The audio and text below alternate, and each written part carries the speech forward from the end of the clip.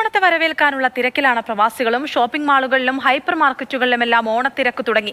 പഴയിടം മോഹനൻ നമ്പൂതിരി മുതൽ പേരെടുത്ത പാചക വിദഗ്ധരെല്ലാം പ്രവാസികൾക്ക് രുചിക്കൂട്ടൊരുക്കുന്നുണ്ട്.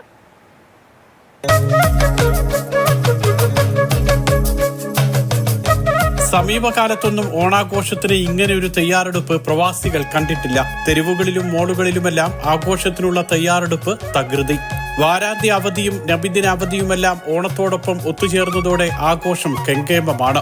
വെള്ളിയാഴ്ച രാത്രിയോടെ കടകളിലും ഷോപ്പിംഗ് മാളുകളിലും തിരക്ക് വർദ്ധിച്ചു. ഗൃഹാതുര ഓർമ്മകളും മലയാള തനിമയുമായാണ് ഗൾഫിലെ മലയാളികളുടെ പ്രധാന ഓണവിപണിയായ ലുലുവിന്റെ ഒരുക്കം. പഴയിടം മോഹനൻ നമ്പൂതിരിയുടെ വിഭവസമൃദ്ധമായ സദ്യയും പായസമേളയുമെല്ലാം ആഘോഷത്തിന് മാറ്റുകൂട്ടും. ഓണസദ്യയ്ക്കുള്ള പ്രീ ബുക്കിംഗ് ഉത്രാട ദിനം രാത്രി വരെ തുടരും.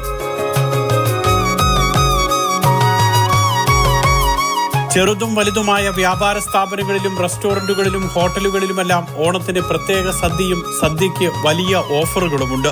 25 ദിർഹം മുതൽ മുകളിലേക്കാണ് നിരക്ക്. 20 മുതൽ 35 വരെ വിഭവങ്ങളുള്ള സദ്യ.